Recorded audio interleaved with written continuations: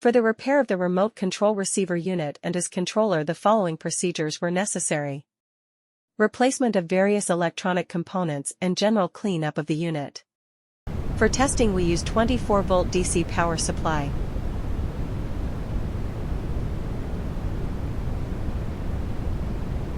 The controller includes 3 command buttons, each of which triggers a signal that activates the corresponding LED on the receiver. No further testing is possible due to the absence of additional units.